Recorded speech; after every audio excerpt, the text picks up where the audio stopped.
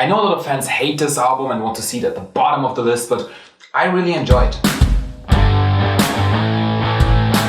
Do you ever sit there and think about a great band like Shinedown, where you know you love most of their albums, but you can't put your finger on which one's the best? Well, worry no more, because today we will be ranking all of the 6 studio albums by Shinedown, starting with number 6.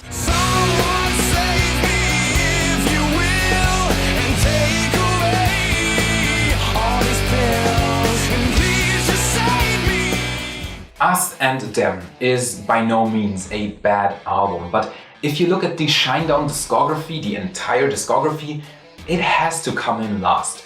Their first 2 records suffer the same problem. The songs are either extremely good or extremely forgettable. Everything they released after Us and Them has a very steady quality and is on a higher level overall. And on their first album, the heights they reached were just, well, higher than they ever got on Us and Them. That's why this album has to come in last. Even though the first half of this album is great, starting off with Heroes and Save Me, I Dare You and Your Majesty, we have the 4 best songs of the album, but everything that this record offers after that is just, well, okay. Except of course Shed Some Light. That song is highly underrated.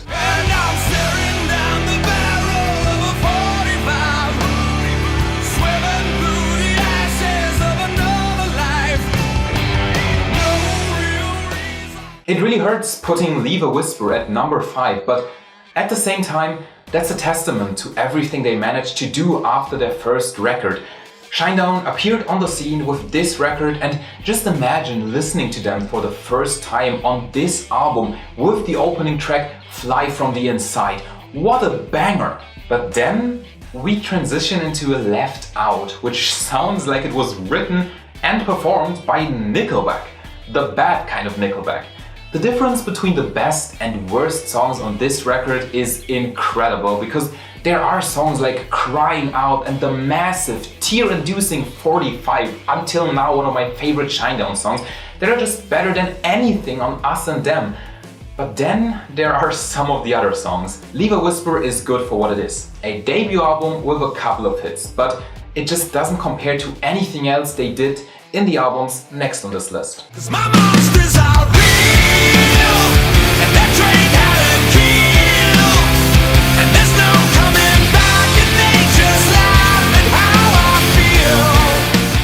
Next up we have their latest studio album until they release their new album Planet Zero later this year, Attention, Attention, which is a rather loose concept album, but I personally love it very much. From here on out, there is no song on any of the records yet to come that I do not like.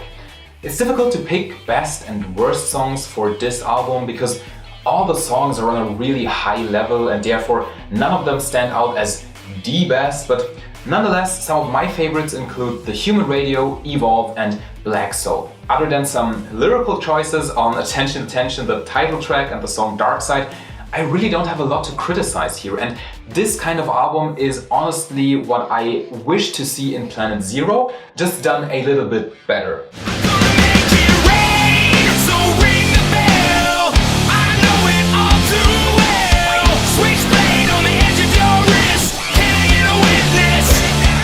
The decision between what to put at number 4 and at number 3 was a very hard one, I'm not gonna lie. In the end, I decided I liked Threat to Survival just a little bit more, because to me it is a more diverse album as opposed to Attention, Attention. I know a lot of fans hate this album and want to see it at the bottom of the list, but I really enjoy it. You have the genius massive hit singles Asking For It, State of My Head and Cut the Cord. There's also the reggae rock single How Did You Love? There are slower songs like Misfits and Thick as Thieves, and they even do a bit of experimenting on this one with Black Cadillac going into a different direction but really good. Same for Oblivion or It All Adds Up. Again, there is not a lot to criticize here, and even with that in mind, these next 2 albums are on an even higher level. Put your hands in the air if you hear me out there. I've been looking for you day and night. Even harder than deciding what's number 3 and what's number 4 is the decision between number 1 and 2. But in the end, it doesn't even matter, because both of these albums are awesome. To me, Amaryllis is very similar to Attention, Attention, because both records have this very high level of quality. I do have some personal favorites nonetheless, and those are Bully, For My Sake and Unity, but no matter what song you choose as your favorite, I can totally understand it because there are no bad songs on here. All in all, this album may come in second, but lyrically this is definitively the best album they ever wrote. The quality of Amaryllis is ridiculous, and of course, there's only one record that can top it.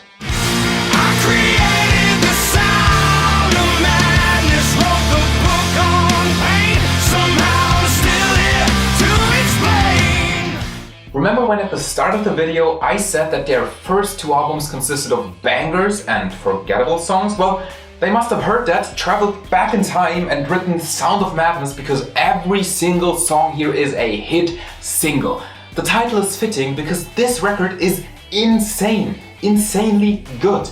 The title track is one of my all-time favorite songs. The opener brings in even more power than Fly From The Inside did for their first album. Second Chances on this album, the obligatory power ballad that no one can get enough of, Cry For Help, would be a hit single if it wasn't for all the other hit singles on this thing, like the next song, The Crow and the Butterfly, which features the best lyrics they have ever written on one specific song, especially when you know the story Brent Smith had in mind while writing this song. If You Only Knew fits in the same category as Cry For Help, it's not as popular as it could be because people just assume, well, one record can't have all the good songs on it, can it?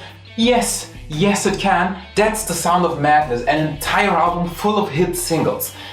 I've been singing my praises to this album for a while now, and I've only talked about 6 out of 15 songs, and let's not even get into the deluxe edition.